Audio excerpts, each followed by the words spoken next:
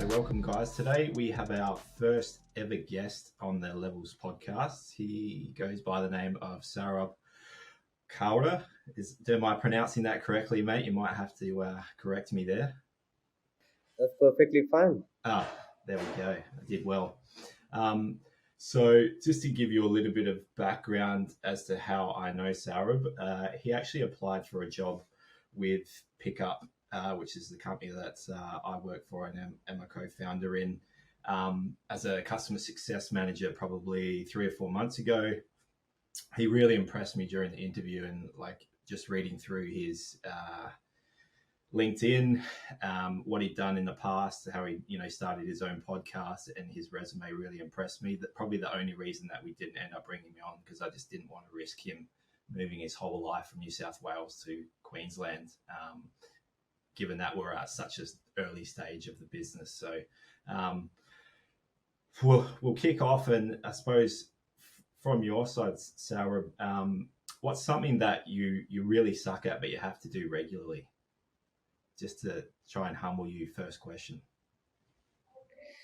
I think one of the things is sometimes in the sales role, the hardest part that you have to do is just hold the phone early morning and give a call to the customer. Now it's become a habit for me, but at times, there are times when you don't feel like doing that. But most of the times you feel like doing that because it becomes a habit for you and you want to do it again and again and call to as many customers as possible. Just having a conversation today with my supervisor, and he said that what did you have for the breakfast? I said I just had my banana bread along with 10 cold calls, and he started laughing. You're a banana bread fan too. It's probably my guilty pleasure. I probably have it far too many times per week.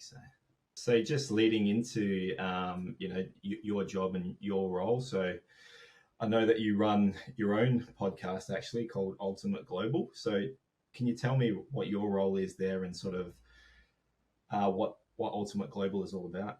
So, Ultimate Global Podcast, the concept of that came 1 year back when my business mentor, whose name is George Mavros, he's based in Sydney. We both were having a Zoom meeting, and we thought that if we can discuss about any impactful global affair on a Zoom meeting, why can't we make this conversation public to our network and probably create some sort of impact through the conversation that we just had? So we started working on this idea of podcast since I had already run around 18 episodes on a student podcast. Before starting this off, I had some experience of how to run a podcast, but I had never done it in a professional way the way I did here. So I started using StreamYard. I think you're using a different tool here. So using StreamYard, you can create your own templates. You can do a lot of things. The concept of Ultimate Global Podcast, as you know, because you are following it, it's on the theme of global affairs and people's stories. So we want to talk about global affairs which are trending in the world. For example, we had the Russia Ukraine war, and we invited a war correspondent from Australian Financial Review. Similarly, we talk about people's stories. So I find that every person has got a very unique story, and there is something to learn from everyone. Mm-hmm. So are they predominantly Australian-based guests, or are they overseas? Like, where do you find your guests and how do you source them? And is there like a set criteria that you use? Generally, I try to make it as diverse as possible, and that kind of justifies the name of the podcast as well. When I say Ultimate Global Podcast, you don't want to always invite guests from one or two countries. You want to keep it more diverse in terms of the countries they are coming from, their ethnicities, their backgrounds, and other things. Okay, yeah, nice. So you were saying before that the idea was born just through a conversation with yourself and your mentor. Is that really like where it came from, and how it was born originally, or did you always have I suppose goal to start a podcast, or is it just off the cuff conversation that you were having and then you're like, all right, let's do this? I never had such a thing in my mind that I want to run a podcast in this particular year or that particular year. We when I was a student representative, I found out that there were a lot of students who had got different kind of questions, and they were coming to me because I was their student representative, and I was connected to a lot of university staff who can answer those questions. I was also connected to a lot of people from the industry at that time who can answer any job related or mentorship kind of questions. Now I thought that the best platform for that can be if I can bring the students and the speakers at one platform, and I can be the mediator. So in that way, I don't have to answer the same question to different students one by one. Instead, they can be coming to that podcast on a live basis, and I can answer them. The speakers can then answer those questions. So I used to run those live sessions. Found out that I got some really good response out of that, out of the 18 episodes that we conducted for my university, UNSW Sydney, last year. And so I thought, even if I'm graduating, I shouldn't stop doing that from there onwards.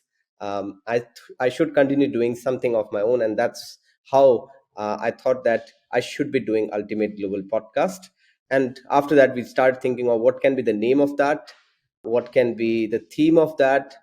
Since we wanted to make it more general, we wanted to listen to everyone's stories. So we thought of keeping it more general rather than specific one. Though I still keep on getting some suggestions from different sections of audiences that you can make it more specific. It's up to you whether you want to keep it more specific or more general. Yeah, for sure. And how did you find, just one thing that interests me there, that doing the podcast live, do you still do that with Ultimate Global? And how did you find doing it live versus a setting like this where it's recorded and then you might do some editing afterwards? I've had my own share of experiences with Ultimate Global Podcast. So when we used to do it in the first 2 months, we used to go live every day, every single day in September, October last year, when people were listening to Gladys Bajiklian at 11 a.m. We used to go live at 5 p.m. in the evening. But the problem with that is sometimes the speaker whom you are inviting might end up saying something in the live session that they shouldn't have said, intentionally or unintentionally, and it has already gone out in the public. Some people have already heard that, so that kind of becomes embarrassing for the speaker as well. Number two, I found out that if you're going live, you don't have a chance to edit it. In recorded sessions, you can edit it, and then you can share it on YouTube and your other channels later on. The benefit of doing live is probably having those live engagements with the audience. I can see on a live basis if I've spoken something right now. I can see if someone has commented and said something on that comment instantly, instead of seeing it after 2 or 3 days. That's the only benefit I saw of doing it live. So it potentially adds a bit more flavor or a bit more interesting thought, rather than just the 2 or 3 people that might be in the episode. You're getting live questions from the audience. Absolutely, you can get live questions. I would like to highlight one of the episodes that we had last year. So we collaborated with, and that was our highest engagement in terms of episodes. So I've invited more than 50 speakers in the last 1 year, but that episode gave the most attention because we collaborated with UNSW Sydney for that episode, and that was on Gandhi Jayanti, 2nd of October, when we celebrate the birth anniversary of Mahatma Gandhi. For people who don't know him, he is the person because of which India got independent in 1947. So, because I'm from India and I'm a big fan of him, I thought of having him as one of the speakers in that, as one of the topics that we should be discussing upon in this podcast. And in that episode, I think we got more than 100 people either liking the post, commenting live on the chat, uh, and after the podcast as well, a lot of people messaged me stating that we really found the discussions engaging, and thank you so much for creating this impact through your discussions. That's something which I look forward to doing in the next 1 year more often. um, and that is something I'm looking forward to engage with relevant speakers so that we can talk such topics more frequently, so that people can engage with the podcast. And that's one of the biggest learning I had. coming up with topics which the audience wants to hear, and making them engage with that. Yeah, for sure. So just on that, I might dive a little deeper just on that last point. So how do you come up with topics that you think people are going to engage with? Like, do you have a set process? Is there, a playbook that you use or something like that? So generally, that is the best thing of this podcast. The topic is not decided, the time is not decided, the date is not decided. I leave that up to the speaker. My first thing whenever I ask any speaker is choose your date, choose your time, choose your topic of expertise. Now, what it does is, I've thrown the ball in the court of the speaker. The ball is no longer in my court. I've given them the flexibility to choose their own time and date when they are free. I've given them the flexibility to choose what they want to speak. I cannot enforce, and that's another learning that I had in the first 1 or 2 months, when I thought that sometimes I'm trying to impose a topic on a particular speaker, when the speaker might not be good in speaking that topics. The speaker might be a health care expert. The speaker might be an expert in marketing. So ask them what they are interested to speak, and ask them what they are gaining an expertise in. If they are an expert in B2B marketing, do you want to talk about something related to B2B marketing? Some recent trends in how B2B marketing has evolved in the last few years. If there is an expert in healthcare, I can ask him, oh, we had Dr. Mada Afan from Saudi a few days back, and she talked about how digital healthcare is kind of changing the way we interact with the patients, and the patients interact with the hospitals. We have not released that episode yet. It should be out by tomorrow. So you will listen to her. It was such an insightful episode. And people who are in healthcare sector will definitely gain a lot of insights. And I'm sure other people will also gain a lot of insights out of that. Yeah, so I suppose my takeaway from that is, if you're going to bring someone on who's an expert in one area, try and ask some questions, or try and bring out as much about that topic as you can, because obviously that's what they're most likely passionate about and probably want to speak about more than maybe what you want to talk about. Yeah, in that way, you don't have to prepare a lot as well, because you need to prepare as a speaker for an episode on which you do not gain any expertise. So I'll go out of my way and research on that. But if I'm asking you questions which is a part and parcel of your day-to-day life and workflow, you don't have to research on it. You just have to share your experiences on how you're working on that project, or what's your take on that, because you're already an expert in that field. So that is the whole concept of leaving the topic on them. And then earlier we used to have a fixed date and time. So we used to say that we are going live at 5 p.m. every evening. We stopped doing that because we are no longer going live. Now what I say is, what is your available date and time, and we'll schedule it accordingly. So that's a bit of change in the way we are doing the things, by giving more flexibility to the speakers, so that we don't have a lot of cancellations in terms of the speakers turning up for any episode. And you're still in the office, and it's 7:30, so probably 5 o'clock doesn't suit you anymore, right? Because after 5, I'm mostly into my own personal development and things like that. So for your audience, I'm starting off with something really interesting in this weekend. If some of you are in Sydney, I'm starting off with this initiative called 10 bushwalks over 10 weekends.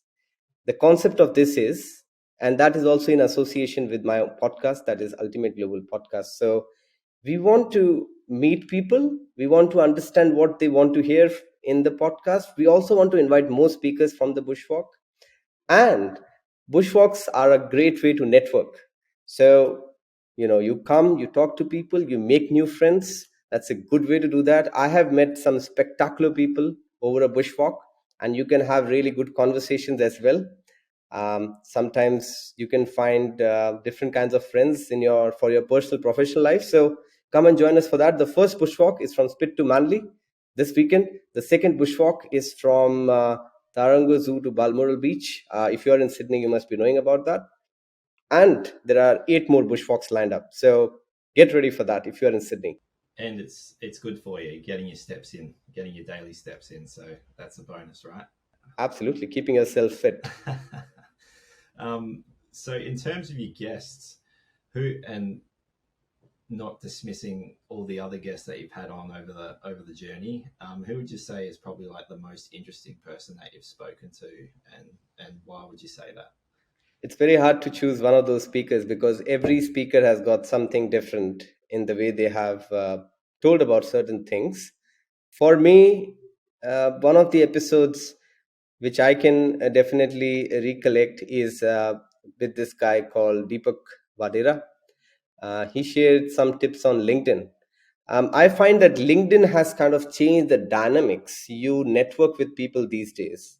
Previously, I don't think LinkedIn was that popular if you look at around 3 or 4 years back. But now, the way LinkedIn has changed the whole dynamics of you networking in your personal life and also in your professional life when you're talking to your customers via LinkedIn, I think it's completely different now. And I think you are kind of building your own personal brand there when you are selling yourself. Even if you are selling yourself to the employers, um, you are a personal brand as a whole. Somebody will come to your LinkedIn profile and they can see a lot of different things that you have been doing in your career, and they can learn those things from you. So I think that he talked about LinkedIn and how people can make the best use of LinkedIn. I found that episode really insightful. There was another episode which I covered with Nick Bendel. He talked about 500 lunches with 500 strangers. I was one of the strangers that he met over a lunch. Since then we became friends, and I really like the concept. You're meeting 500 strangers you have never met. You build a relationship with them because you're meeting them one on one over a lunch. And then he had a networking event last Saturday where he invited 250 guests, and the money that he raised out of that event went towards a charity that's called Fly High Billy.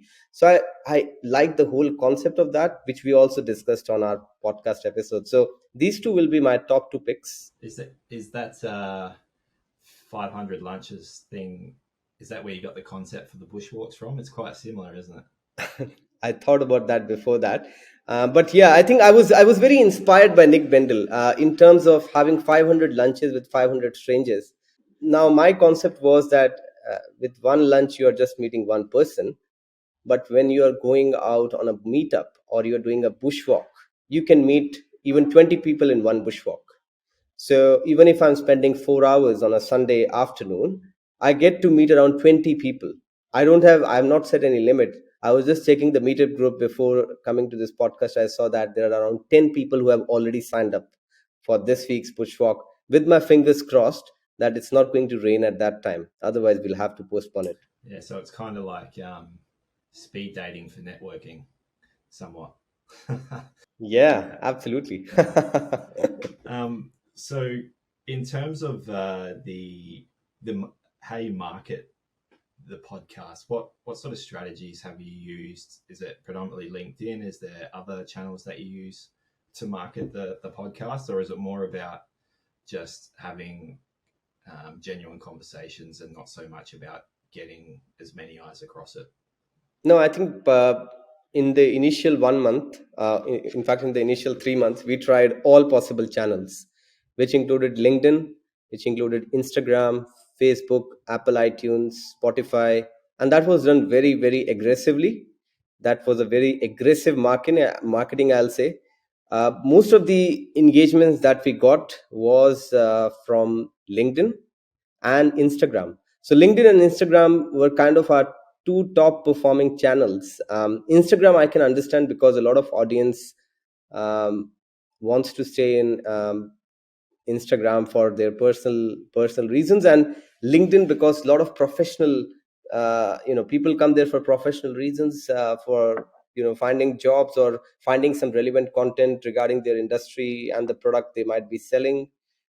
So I thought it's a good idea of sharing it on LinkedIn. One of the best things was that even if you are having a very long podcast episode of 30 minutes or 40 minutes, you can still share it in the form of short snippets. So if I've asked six questions to my audience, six questions to my speaker, I can divide it into six different parts and then share it across on six different days. So that helps me to re-engage with the same episode again and again.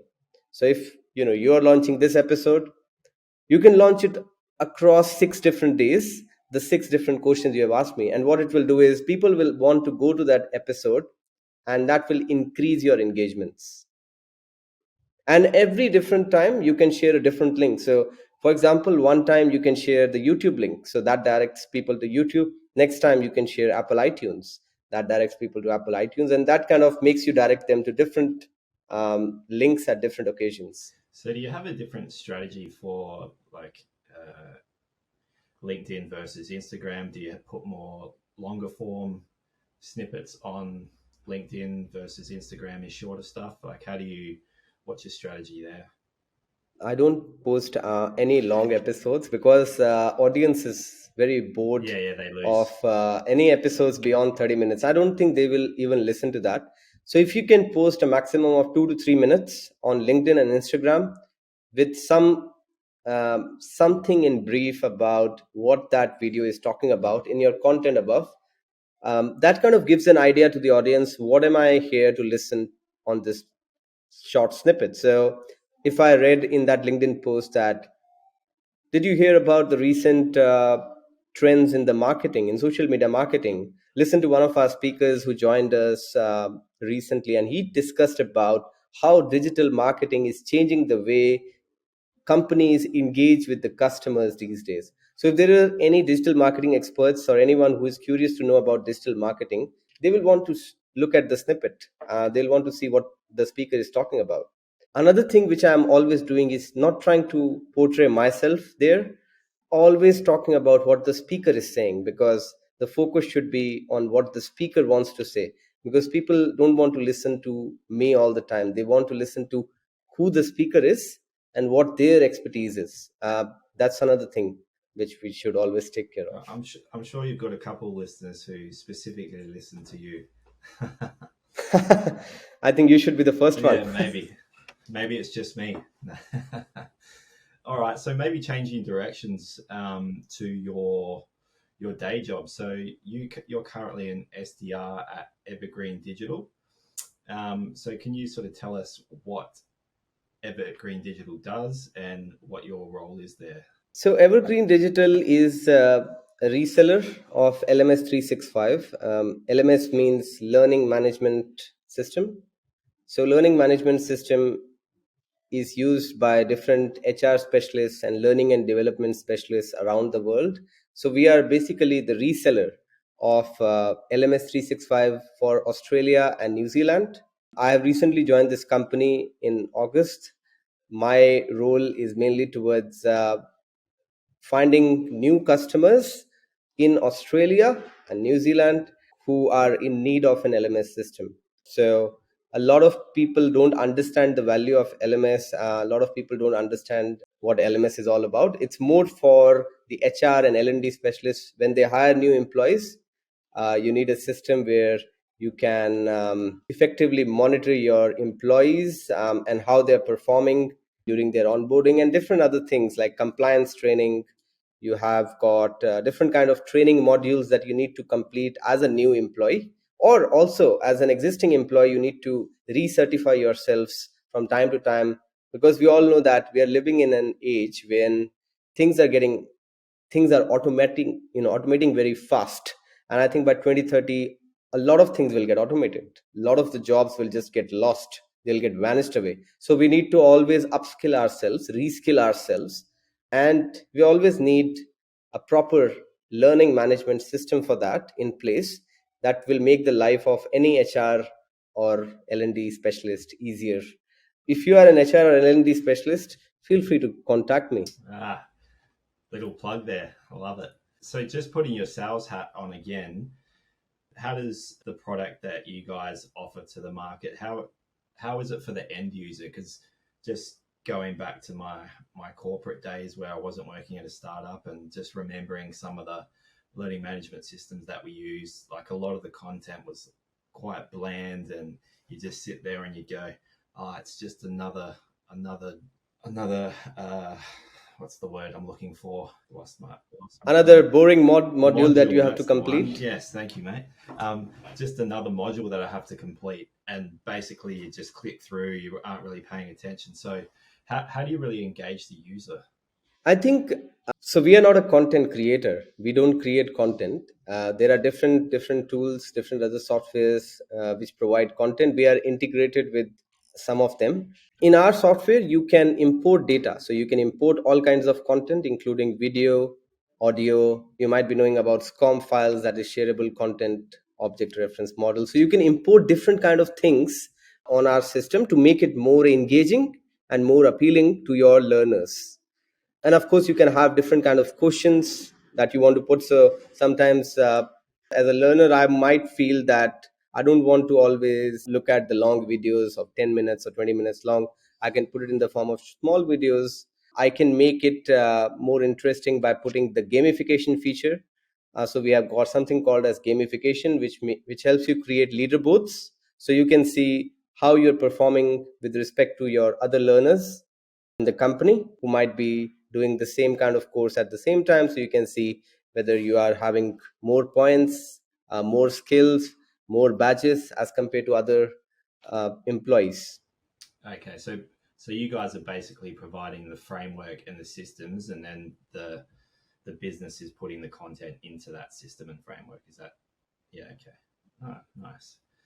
So as an SDR, I think one of the biggest things that you would be doing, I'm assuming, is a lot of cold calling. So as a sales rep, some people are a bit tentative to get on the phone and punch out 100 calls a day. So from your perspective, is it a numbers game thing? Does it just are some people naturally talented at it? Is it how good the script is? Like, what's from your experience? How do you approach cold calling? I'm still pretty new, so it's just been a month for me, and I'm still learning a lot of things about their product and the market, and also the way they have been doing sales. So it's pretty fresh for me as well. I'm still trying to understand that, but for me now, I have made it a habit that whenever I come in the morning, there is a set time when I need to cold call certain customers, and then I always try to divide it.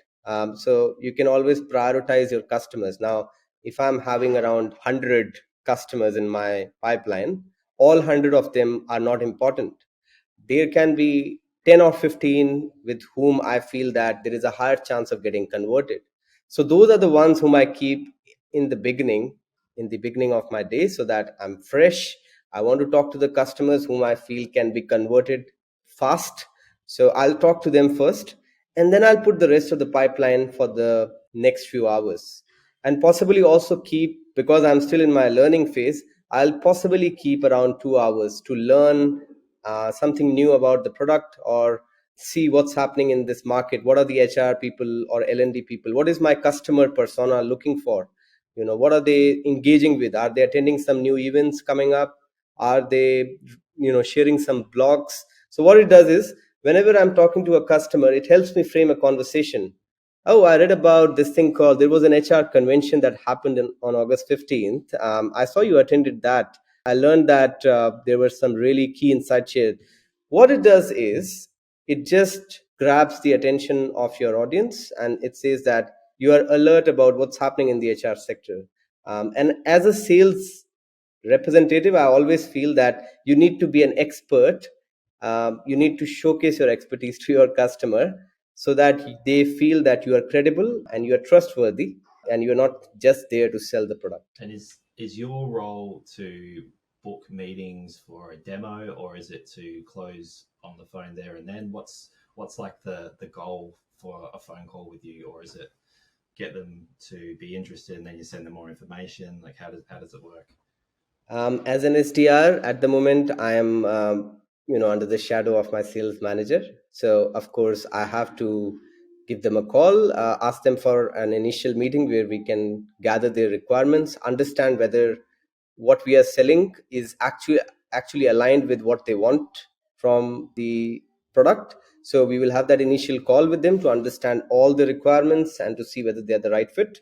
And then after that 15-minute or 20 minutes of call, if everything goes well, we'll book a 1 hour of demo where we can see the further things and explain them more about the product. But everything is under the shadow of my manager at the moment. Hopefully I can take care of everything after 2 months, not You now. can step out of the shadow and own the role yourself. Yeah. Yeah, of course. So is sales the be all and end all for you? Is this like a stepping stone to something bigger? What's like your, I suppose, short term plan for the next couple of years? I think one of the goals that I have professionally is to grow within tech sales. And that was the specific reason for me choosing this company as well, because I was very careful in selecting this company. I've been working in tech sales now for 3 years. I've already gained 3 years of experience in tech sales. Now I wanted to try out something new in a different industry. So previously I was selling a CRM software to education and migration agents. Now I'm selling it to HR and L&D specialists. Different solution, different customer persona, but still it's tech sales. It's still technology sales. So I want to grow myself within tech sales in the coming years, and of course see that growth happening in terms of my personal development and how I convert certain kind of deals. So I want to grow within this line and become an expert after 3 years in tech sales. Nice. And this is specifically SaaS that you're selling, right? Software as a service. Is that correct? Yeah. Absolutely. Yeah. You do see a lot of literature and people talking about SaaS on LinkedIn. So I think LinkedIn is a real good place to find that information and start a conversation with someone in that space. Absolutely, there are really good speakers out there. One of them, if you want me to recommend, is Trent Dressel.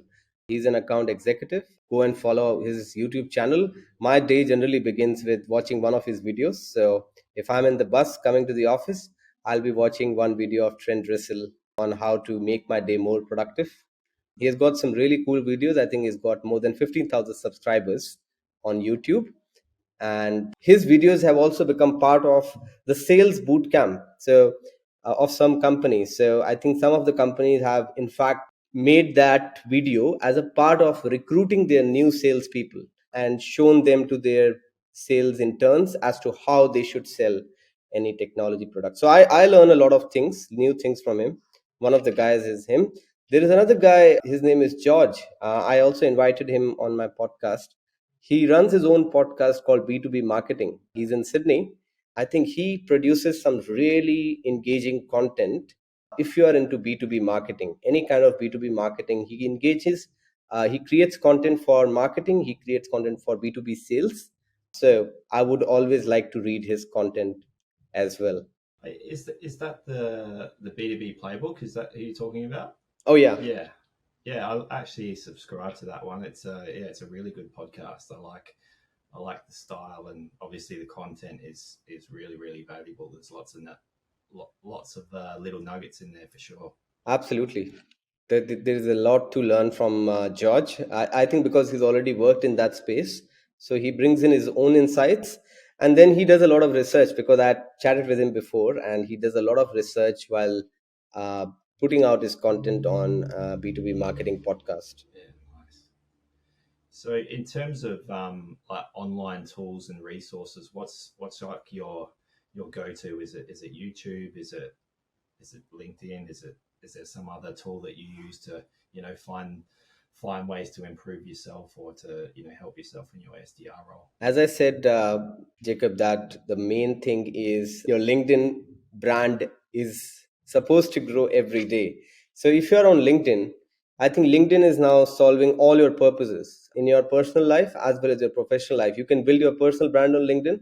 You can follow people who are relevant to your industry. So if you are an SDR, I follow SDRs from around the world. I follow SDRs from Australia. I try to see what they are doing, what kind of activities they are doing, and I just message them. I've been asking a lot of SDRs recently, how are they doing their sales? And the main purpose of asking is directly sending them a message is to understand what are they doing, what am I doing, and then see how can I improve myself. So some say that, oh, I had 20 calls today. And when you hear about these things, you also try to motivate yourself and do similar things and try to take some learnings out of how the day of an SDR looks like. Similarly, if you are a lawyer or if you are a professor, you are into some other industry, you can just go out and find out people who are similar to you and meet them, talk to them about how they are doing their day-to-day job. That kind of helps you to improve how you can do your job on a day-to-day basis, isn't it? Oh, 100%. I think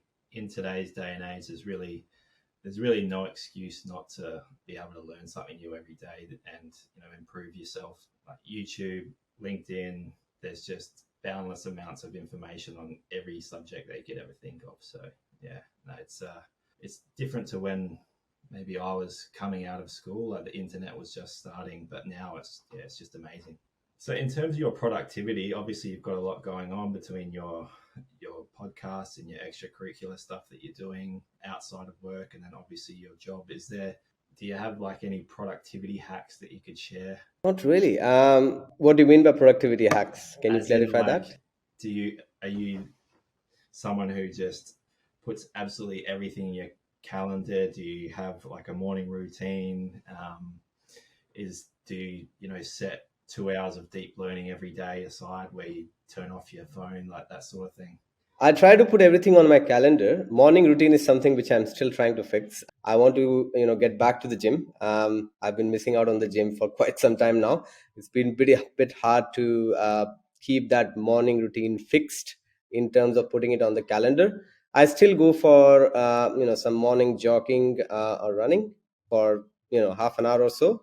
But I don't have a gym routine in the morning. But I try to put everything on my calendar. So if I'm doing any kind of task related to my personal or professional life, I'll put it there. Even if I'm meeting someone, some of my friends, I put that on my calendar because it's very hard if you're meeting a friend and there is a clash between one of my other stuffs. Because I know with the kind of things that I keep on doing beyond my 9 to 5 job, there can be a high chance of some or the other thing clashing. So I try to make it very clear that I'm available on these days, closer to the weekends, in the evenings, and I mark that on my calendar so that there is no double or triple clashes happening at the same time. Yeah, I live and die by my Google Calendar. If I don't put it in there, I'll forget. Like I'm terrible if I don't write things down. So it's good to know that I'm not the only one, obviously. And the fun fact of Google Calendar is that it sends you a notification 10 minutes in advance that there is a meeting coming up. So sometimes it happens that it's already 8:05, right? So it's 8:30, and I don't know about a meeting starting at 8:45. I get a notification from my Apple Watch saying that there's a meeting at 8:45. You need to join, and here you go. I'm here in the meeting. It's there's no excuses for missing meetings, is there? although people still although Absolutely. people still do make them. So And I think it also becomes a part of your sales, because in sales we have to set up a lot of meetings and we have to make sure that we are turning up before our clients in the meetings. I remember I used to have a boss. This was probably 7 or 8 years ago, probably a little bit longer. Who used to have a rule: if you're not in the meeting when the meeting time starts, then you're not allowed in the meeting. So that was a good way to get people to turn up on time. Absolutely. Even in our company, we have got a daily stand up. So generally, we have 15 minutes of time where all our team members interact with each other. We share what we have done today or any problems that we are facing. And we generally are on time there because we want to understand what's going on in the company on that day. Yeah, absolutely. It's a good way to do it, especially if you're doing it face. Did you say it's digital or in person? So it's remote working for me. And I think my supervisor was very flexible. My manager was very flexible in giving me all possible options. You can work from home, you can work from here 3 days a week, 5 days a week, three, two, whatever you want to do. But I was more focused towards working with him in person because I find that there is no replacement to in person learning, no matter what you say. I can't work close to my bed. And I was just joking with one of my friends 3 days back. I said that I need to work at least 5 kilometers away from my bed. He started laughing. But I was serious because I see that my productivity is like 20 times more if I'm working from the office. There is no comparison of me working from the office, working from home. And that's why I've not in the last 1 month. I've been now in this company for 1 month.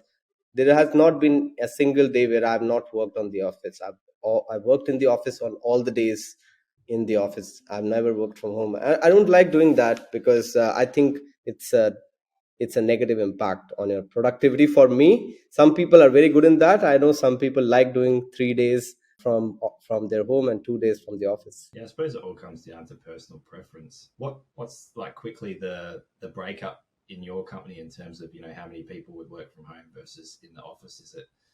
Is it majority prefer to work from home? Most of the people work from home, but it's still I'm still working with my manager in the office, so he's there most of the times. And that's important because then I can learn certain things. And for me it's important because I like working and having that different space, which also sets a routine for me. In the morning I get up, I'll have some breakfast, I'll take bath, and then I'll leave the house.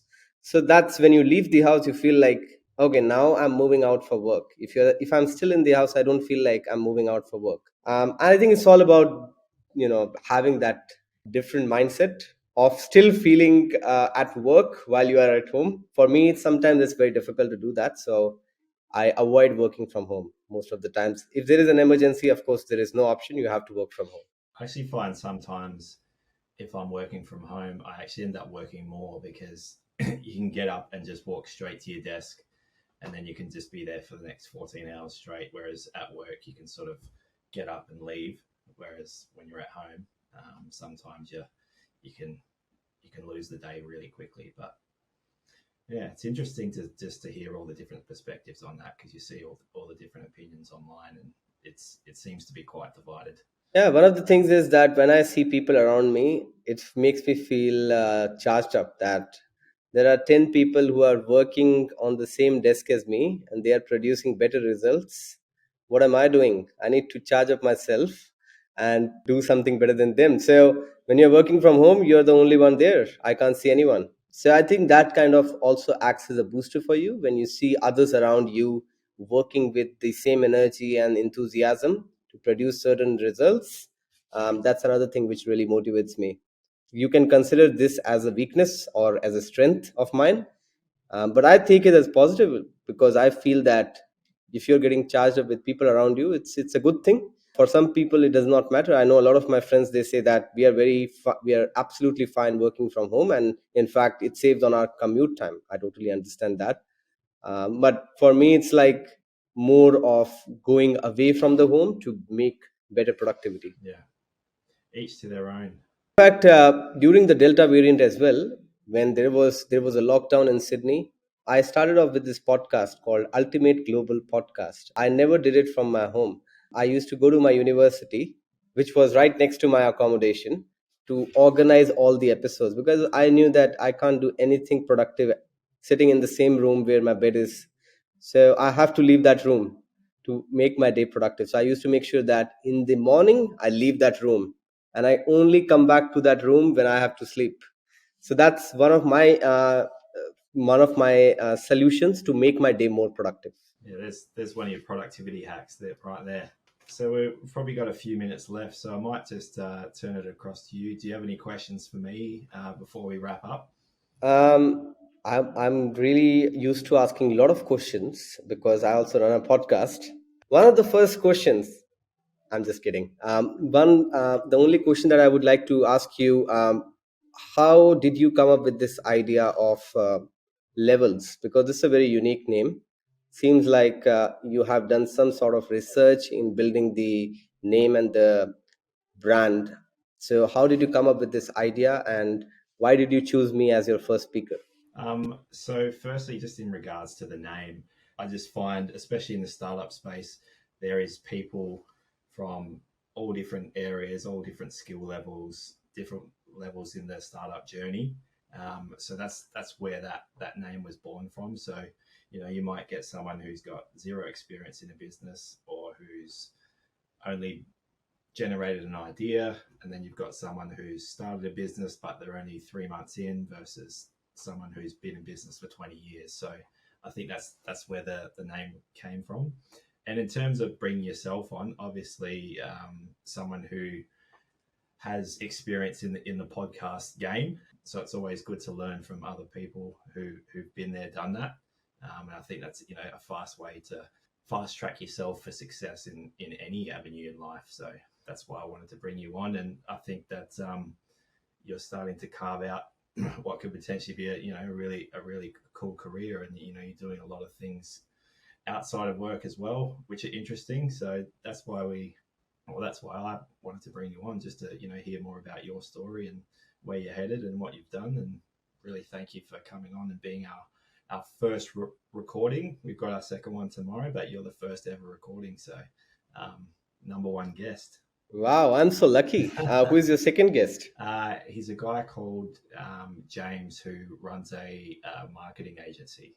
He potentially might be doing some work for Pickup in the near future, but he's got a lot of cool, unique ideas about marketing. So it'll be interesting to have a chat to him tomorrow. Wow, that's amazing. I would be keen to listen to what he has to say. Maybe something new for me to learn, because, as I said, that every person has got a different story. There is something new to learn from everyone. Yeah, absolutely. Hopefully, we'll have both of those episodes out next week. So listen out. Last question: where can people find you online, and also Ultimate Global Podcast? Where can they find that to listen to or to view? I think one of the biggest mistakes that I used to do before when I started off this podcast is directing people to 4 to 5 different channels, which I've avoided to do that. And I want to make sure that everyone goes to the same channel. So I would want everyone to go to the LinkedIn channel. If you go on LinkedIn, type my name, Saurabh Kaura, you will be able to go to my profile. So feel free to get connected with me. And if you scroll down the same profile, you will be able to find this podcast as well, the podcast page. I would definitely want you to go and follow this page. We have had some really, really interesting speakers on a very, very diverse range of topics, which I definitely didn't think that I will be able to cover in 1 year's time. So go and have a listen. And if some of you want to become a speaker as well, you can showcase your interest by directly sending me a message. And if you're located in Australia and New Zealand, and you are an HR specialist or an L&D specialist, you can also reach out to me, because we are selling a very cool product here. Well, thank you, Saurabh, for helping us level up.